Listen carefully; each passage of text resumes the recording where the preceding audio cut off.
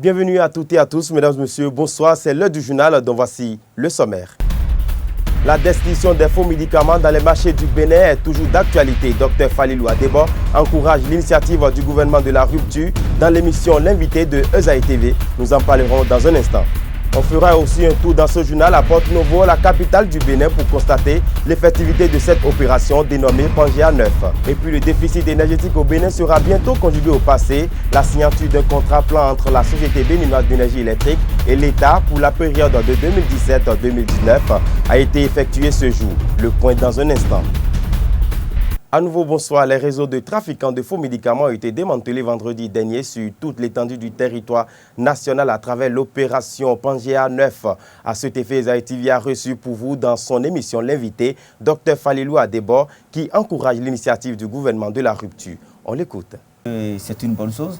Vous avez parlé de phase de répression. Il ne faut pas oublier que quand même pendant longtemps, on a fait de la sensibilisation pour informer les gens des dangers d'utilisation des faux médicaments, des risques que cela comporte sur nos santé. Et aujourd'hui, nous sommes entrés dans la phase de répression et qui va consister d'abord à détruire les produits qui ont été saisis et après... On parle de 80 tonnes, ouais, près de 80 oui, tonnes. C'est pourquoi je dis qu'il faut encourager le gouvernement de la République de Bénin, le gouvernement de la rupture, et notamment le ministre de l'Intérieur et le ministre de la Défense et aussi le président de la République. Parce que quand je dis ça, je sais les actions que nous avons menées envers cela pour qu'on aboutisse à ce qu'il y a aujourd'hui. Aujourd'hui, qu'il y a l'opération Pangea, nous n'oublions pas qu'il y a 2 ans, il y avait l'opération Poc Epic, qui en fait n'a donné que 4 tonnes de médicaments arrêtés. Aujourd'hui, on est à 80 tonnes. Cela veut dire qu'il y a un engagement réel, une volonté politique affichée du gouvernement de lutter contre les trafiquants de faux médicaments afin que le Bénin retrouve sa place dans comment ça s'appelle, les nations fréquentables pour qu'on ne dise plus encore que le Bénin est la deuxième porte d'entrée des faux médicaments en Afrique, et notamment la plaque tournante des faux médicaments. Et nous ne voulons pas ça, ça ne nous honore pas. Ça ne nous honore pas. Docteur Falilou Adebo, vous êtes béninois. Vous avez de la famille et vous savez que cette lutte s'est fait montrer à travers la descente des forces de défense et de sécurité dans les marchés. Et puis ces forces-là ont procédé à l'interception et à la saisie de tous les stocks de faux médicaments. Quelle perception vous faites de cette méthode-là? Parce que est-ce que vous ne pensez pas que le gouvernement aurait pu procéder autrement pour éviter les pleurs, pour éviter les larmes? Non, il n'y a aucune raison d'avoir les médicaments dans les marchés. Il n'y a aucune excuse. Et je pense que la méthode utilisée est une méthode adaptée. Parce que les gens qui sont concernés ont été sensibilisés, pas en 2 ans, 3 ans, c'est pendant plus de 10 ans qu'on est en train de dire la même chose. Et je crois que pendant longtemps, ceci a été, comment ça s'appelle, et ça a profité à de gros trafiquants, des gens qui sont au-dessus de la loi. Je pense qu'aujourd'hui, nous sommes entrés dans une nouvelle phase et moi, je n'ai aucun sentiment de remords pour tous ceux-là qui ont été pris, dont les produits ont été détruits parce qu'ils ont été avertis depuis longtemps. Direction Porto-Novo, la ville capitale à présent, pour constater l'effectivité de cette opération de lutte contre la criminalité pharmaceutique transnationale à travers ce reportage. Baraques fermées, désolation et tristesse sur les visages sont les résultats issus du démantèlement des marchés de faux médicaments lancés par le gouvernement béninois, qui d'ailleurs a également frappé le grand marché de la ville capitale. L'opération Pangea 9 a été initiée par l'Organisation internationale de police criminelle afin de lutter contre la criminalité pharmaceutique transnationale. À cet effet, la police béninoise a donc procédé vendredi dernier au quartier d'Ota dans la zone Adjegoulé du grand marché de Porto-Novo à la prise de possession de plusieurs tonnes de médicaments contrefaits. Un état de choses que déplorent quelques-uns. Je déplore ce qui s'est passé. Les bonnes dames, elles ont sincèrement perdu. Sinon, ce qu'ils ont ramassé là, c'est trop dans le marché. Mais, dommage, ce qui est fait. Bon, on ne peut rien contre la volonté du gouvernement. Oui, il faut pour les voir. Bois, à ma seconde, il est en l'air. Normalement, il y a un rôle, nous les mêmes filles, en l'autre, filles, non, ton nom arrive. Nos filles, non, ton poids, mais donc, frère, il y a un seconde pour le arriver. Mais il y a bien, mais il doit vivre, il doit vivre, quoi, il y a quoi pas de mais c'est comme billet, sorry. Suite à l'opération Pandia 9 lancée, une conférence de presse a été animée ce lundi par les ministres de la Santé et de l'Intérieur. Au bilan, environ 80 tonnes de faux médicaments sont saisies et 109 personnes arrêtées. À en croire Alassane Seydou, ministre de la Santé, des dispositions sont prises dans le but de garantir la disponibilité des médicaments dans tous les dépôts répartiteurs logés dans les 34 zones sanitaires du Bénin. Toutefois, les victimes de cette opération formulent des doléances. Si le gouvernement peut revoir sa copie, pour voir ce qu'il peut faire pour les bonnes dames. Puisqu'il y a beaucoup de gens d'entre eux qui ont prêté de l'argent chez les structures. Par exemple, PADME, bon. C'est à l'aide de ça qu'ils vivent. Le gouvernement est en vol, d'autant plus que le temps est dit, il y a quoi pour le voir. Le gouvernement n'est pas pour le voir. Tellement sukunto to wa hime di me la ko nu bo ti di adokun ni àwọn paracetamol anga ko ga pharmacie o paracetamol ya to mi la ko hime ya. Rappelons que l'organisation de cette opération avait été annoncée par le gouvernement béninois à l'issue du Conseil des ministres du 1er septembre 2016. Modernisation, renforcement de performance et la bonne gouvernance à la Société béninoise d'énergie électrique sont, entre autres, les raisons qui ont conduit à l'atelier de validation du contrat plan entre l'État béninois et la SB2E pour la période de 2017-2019. Un atelier qui entre dans le cadre du projet réforme des politiques et renforcement des institutions du Millennium Challenge Account Bénin 2. L'autonomisation du Bénin en matière d'énergie électrique est l'une des priorités du gouvernement. Pour réussir cette ambition, l'État béninois a signé le deuxième compact de l'accord de don avec l'État américain, lequel accord a donné naissance au projet intitulé « Réforme des politiques et renforcement des institutions ». Le dit projet est pris en charge par Millennium Challenge Account et a été initié pour élaborer un contrat plan entre l'État et la Société d'énergie électrique SB2E pour la période allant de 2017 à 2019.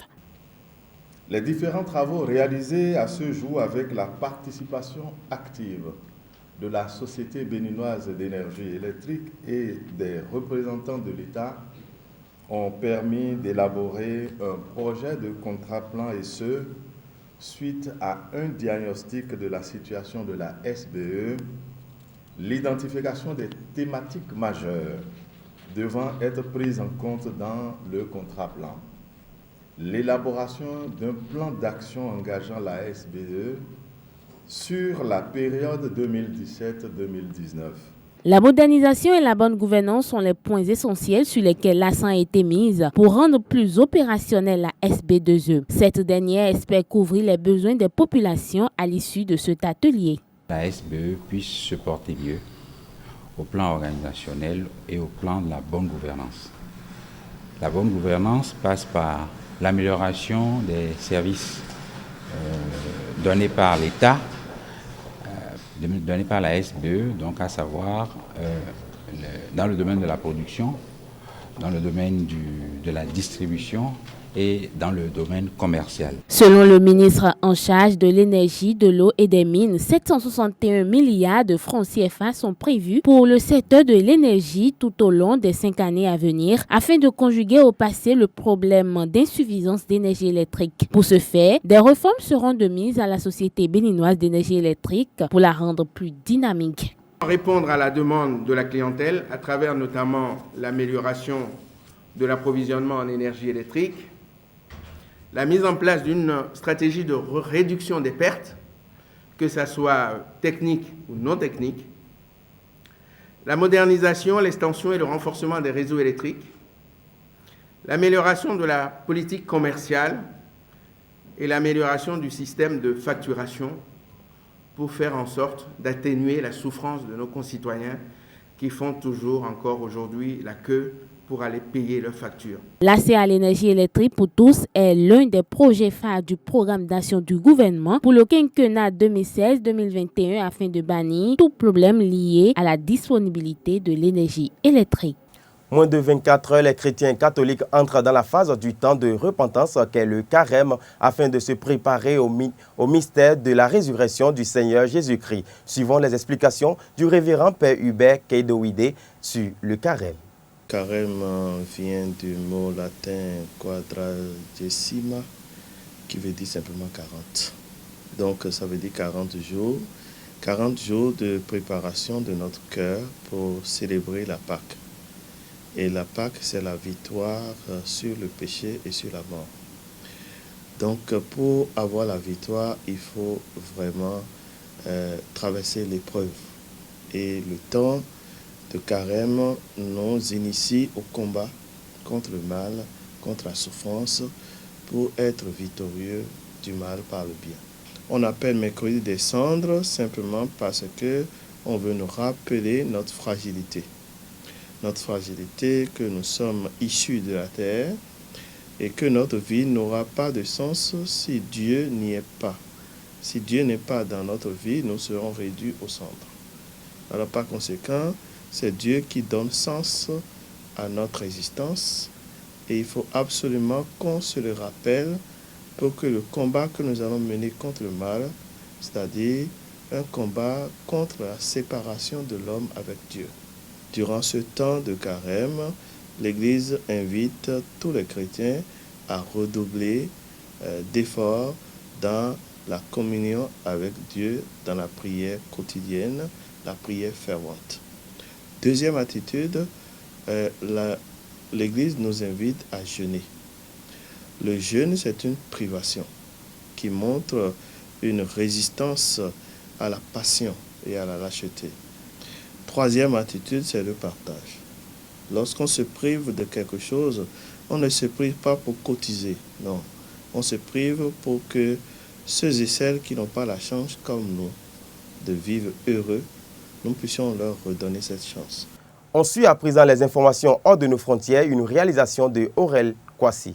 Au Burkina Faso, dans la nuit de lundi à mardi, 2 commissaires situés dans la province du Soum, près de la frontière malienne, ont été frappés par des attaques quasi simultanées de djihadistes de Ansarul Islam selon les sources sécuritaires. D'après un bilan communiqué par le Haut Commissariat du Soum, les 2 attaques ont fait un blessé parmi les forces de l'ordre. Les 2 archéologues allemands kidnappés au Nigeria ont été libérés. Après 5 jours de captivité, les 2 archéologues allemands ont été libérés et vont bien d'après le ministre allemand des Affaires étrangères. Ils avaient été enlevés dans le nord-ouest du Nigeria alors qu'ils travaillaient sur un site. Le Maroc demande son adhésion à la CEDEAO. En formulant la demande d'adhésion à la CEDEAO, à la communauté économique des États d'Afrique de l'Ouest, le Maroc confirme son intention de renforcer un pôle nord-ouest africain. À cet effet, il a demandé d'adhérer à la communauté économique des États d'Afrique de l'Ouest, CEDEAO, où il jouit déjà d'un statut d'observateur. Et pour finir, en Centrafrique, l'ONU intervient contre un groupe lourdement armé. La MINUSCA a mené une opération aérienne contre une quarantaine de combattants au nord de Bambari. La mission des Nations Unies en Centrafrique a déclaré avoir conduit dimanche 26 février une opération aérienne contre un groupe lourdement armé près de Bambari, la 2e ville de la Centrafrique.